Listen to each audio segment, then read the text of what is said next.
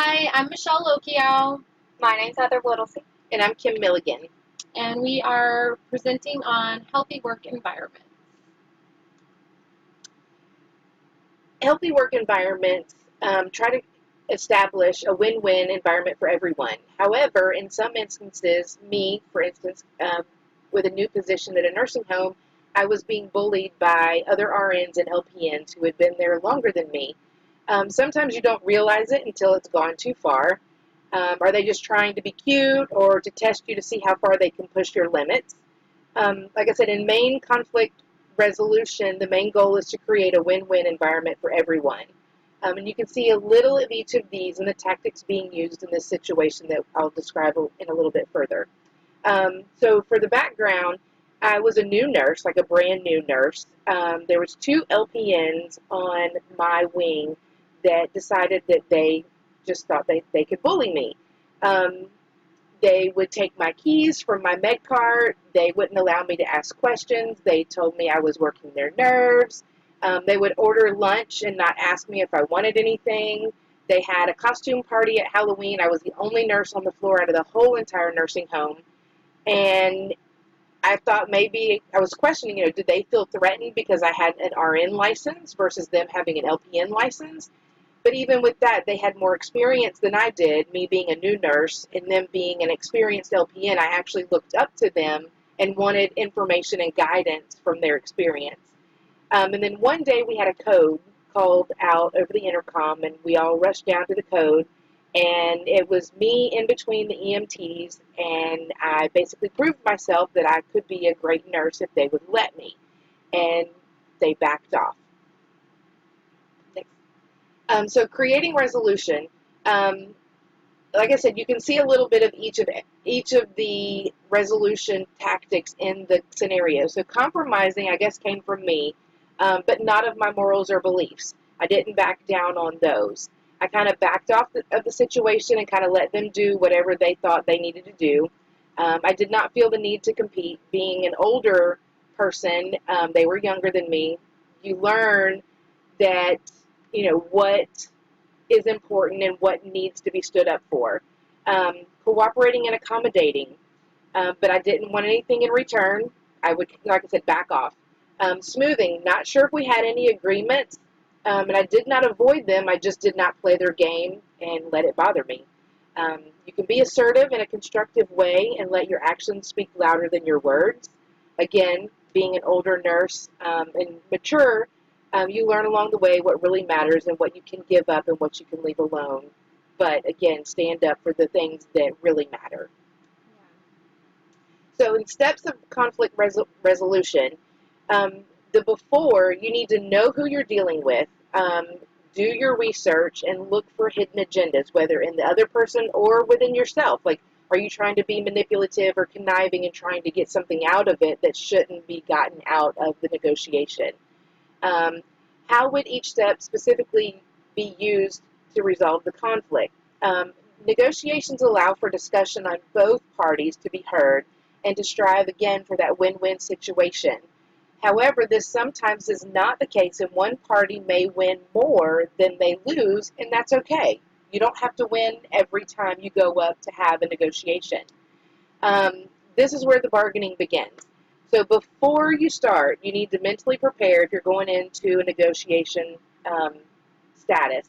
You need to mentally prepare, create incentives. Like, what can you offer them that would be enticing for them to kind of back off? Know your bottom line. If you're reaching for the stars, you're not going to necessarily get the stars, but what's your bottom line? What is the least thing that you'll settle for?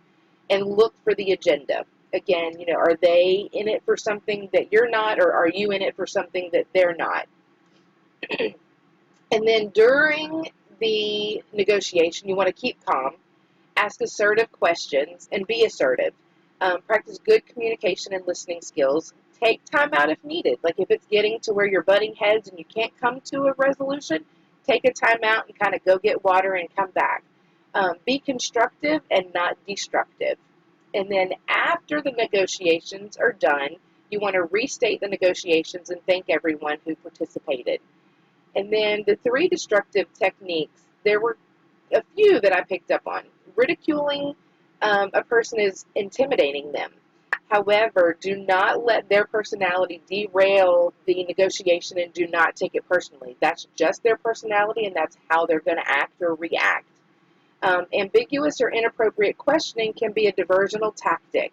Do not be caught off guard and stick to the subject at hand.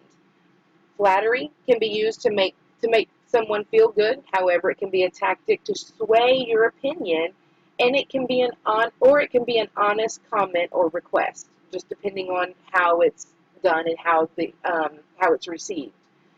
Aggressive takeover needs to be halted as soon as possible, and this does not promote collaboration in conflict resolution. It actually hurts it.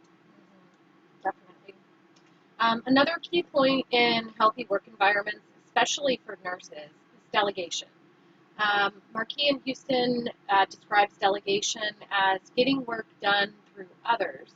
So basically collaboration, you're collaborating with your team, but that means providing direction, because if you need help or if there's a task, and everything is a shared goal on a nursing unit, all of our patients are there for all of us to take care of, and that includes your ancillary staff, your patient care technicians, your other nurses on the unit, LPNs, RNs, and even physicians. One of the most common times, though, that we delegate is typically to unlicensed assistants, such as patient care technicians um, or ACPs, to complete tasks and activities of daily living for our patients. I had a particular situation where I had to delegate to a newer PCT on my unit, and I think that she just needed a little education. Basically, I had an incontinent patient, an elderly lady who uh, frequently had episodes of incontinence, bowel and bladder, and the PCT was not checking her during her rounds. And hourly rounding is great, but as a nurse, I'm usually only in there every 2 hours unless there's a need, and then I rely on my PCT's eyes as well to be in there the other hour. So I walked in after 2 hours to a heavily soiled patient that clearly had been that way since 2 hours before. Her table wasn't moved close to her, and the PCT had gone in at midnight to do vitals. So I just took that as a learning moment for her. I politely called her in and just asked her to help me change the patient because she was a heavy assist and needed to be turned. So while changing the patient with the PCT, I explained to her why we must keep them clean and dry to prevent skin breakdown, to prevent incontinence, dermatitis. We don't want these things to happen, and it's our job to prevent that. And so while we were changing her and cleaning her up, we discussed that. We discussed the fact that this patient was incontinent and she required a check every time that we walked into the room. And also that she was a heavy assist. She could not provide her own ADLs. So while changing her, we also took the time to learn about the pads, the chucks that we put under the patient, and a draw sheet.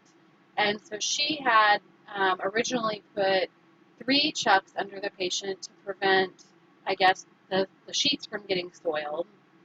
And I took the time to explain to her that that can also cause skin breakdown by having too many, lumps and bumps under the patient, and we want to make sure that we don't have so much going on under the patient. Um, and she actually thanked me after we finished. Number one, for taking the time to help her and to educate her. So it was good, and then I didn't have any more issues like that afterwards. So I think it was a good experience for both of us. One of the main things that we want to look at when delegating is the 5 rights of delegation. Are we giving the right task? So is it the right task for a specific patient? Second, is it the right circumstance? So is the scenario right to delegate? Are we delegating something that shouldn't really be delegated in that time? For instance, vitals. Normally our unlicensed assistants are going to take vitals, but if it's a situation where we have maybe a drip or something that's changing, we want to go ahead and take those vitals ourselves. Or if we see that maybe with the machine the vitals are not taken correctly, we might want to go in there and take a manual blood pressure. So we want to make sure it's the right circumstance. We also want to make sure it's the right person. Number one, are we delegating to the right person? So is it a task that that person can legally provide? And then are we asking them to do the task on the correct patient? So it's the right person to delegate to and the right patient to delegate.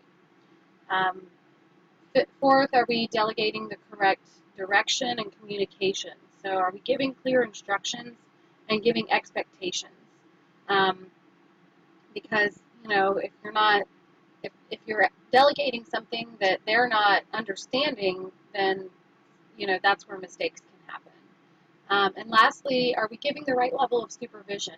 Because just because we're delegating a task to somebody doesn't mean it takes all of the responsibility off of the RN. Ultimately, we're still responsible, so we need to provide evaluation. Was the task done correctly? Intervening when necessary, so that if something was done incorrectly, we can let them know and take that as an education, opportunity, and then providing feedback, so that whoever you're delegating to knows that they've done what you expected. Appropriate delegation, there's some other things to consider besides just the 5 rights of delegation.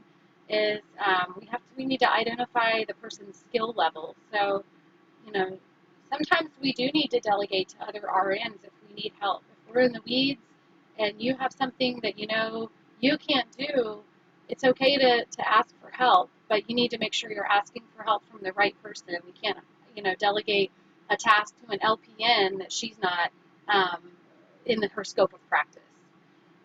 We also want to plan ahead. So if you know that you need something delegated, don't wait till the last minute, and make sure you plan ahead. You know that you don't have time, then you need to let somebody know. And your charge nurse is somebody you might delegate to as well. They're a great resource. You need to empower the personnel and ensure that they're capable. So my situation with my PCT is a perfect example of that. I made sure that she knew what to do for the future, and I told her she did a great job afterwards. So, just kind of empowered her with the ability to know and understand what to do for the patient and how to do it better in the future. We want to clearly communicate our goals. We want to set deadlines. So if you're delegating, you don't want to just say, hey, can you do this? Can you do this now? Or, I need this done by this time. That way it goes back to expectations.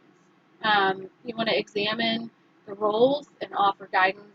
You want to evaluate the outcome, make sure it was done correctly. And then if it was done correctly, reward that achievement. Or if you're delegating to another RN, simple gratitude. Be thankful and thank them for helping you, because, we're all there to help each other, and it's all for the patients. Some errors that can occur in delegating. Number one, under-delegating. We don't want to give up that control. Sometimes it's lack of experience delegating, and I can relate to that. It's hard sometimes to know when it's okay to say, I need help, or it's, directing people rather than just doing it yourself. Sometimes it's just a sheer lack of time. You're just busy and you don't have time to find the right person. Or lack of planning. You don't realize that you're going to end up so behind. Over-delegating is another issue. So some people may be just lazy. You get that code brown and you don't want to deal with it, so you're going to call your PCT in to come clean them up. Well, we're all in that together, and nobody's above doing that. So if you're in a patient's room and they have, they're soiled, clean them up. So you don't always have to delegate everything. Sometimes it's insecurity. Maybe you're unsure of yourself, so you delegate something because you don't, you're not comfortable doing it, so you may call in another nurse to do something that you probably could have done or learned from. Also being insensitive to others' workloads, not taking into accountability that they're busy too. And then lastly, improper delegating, so you're not following those 5 rights of delegation and making poor decisions. All right. Now we look into what is a healthy work environment. What do we as management and as nurses want to strive for our floors and our hospitals? So, as defined by the American Association of Critical Care Nurses, a healthy environment is enabling a nurse to provide the highest standard of compassionate patient care while being fulfilled at work. So in a healthy environment, we want nurses to come to work wanting to be there. Because when you have nurses who genuinely care about working and being there, then anything that they'll do will be the highest level of care. And with high level care, you get positive patient outcomes. And in the end, we're all there to give great patient care so our patients can get better and get on out. So the best way we can do it is having a positive sense of fulfillment in nurses when they come to work. There are a few components listed by the American Association of Critical Care Nurses that they define that kind of help guide creating healthy work environments. So we have skilled communication, true collaboration, effective decision making, appropriate staffing, meaningful recognition, and authentic leadership, which in the next slide we'll kind of go each by each to compare it to what it's like in a floor. So with the communication, um, in my floor specifically, we have a great positive work environment. So I believe it's a great example of these being put into practice. So with communication, we have great between ACPs, between RNs, between managers, and even management. We have very effective and healthy communication between each and every one to promote change, to promote positive growth in situations. With collaboration, we're very in sync with the needs and duties. With our floor being specifically a post-op floor, the nurses and the ACPs know what needs to be done. We need to get patients up out of the bed as soon as possible after surgery. We need to get them walking. We need to chart valve movements. We have these set standards, and all of us are effectively collaborating and communicating so we can stay on top of patient care. Next, we look at the decision making. Higher management nurses have direct access with the policy making and implementation. And even us on the floor nurses, we feel comfortable going up to our higher authorities to be able to say, hey, why don't we try this? So then it can then walk up the ladder to hopefully make their own policy. So that whole decision making is very open on our floor. Next comes with staffing, and I know a lot of hospitals have a problem with this lately. So that's what I would say would be the only downside on my floor personally, and I'm sure almost every other floor in all hospitals. So our census has been very high while our staffing has been low. And I will say that our management has been trying to help with this problem. So we always get floats, flex teams to come in and kind of pick up when we are having a shortage. So with 24 patients on the floor, we'll have at least 4 nurses, so that's 6 each per nurse with the assistant manager also having patients. And then you think about the ACPs, there's only 2 of them most of the time with 10 to 12 patients per of them. And so it's not the most ideal situation, but they are working to hire more, train more, teach more, so at least we can see progress being made on our behalf in management. Not as fast as we'd like it to be, but other than that, we're seeing progress. Recognition is one of the things that can keep nurses and can get rid of nurses on floors.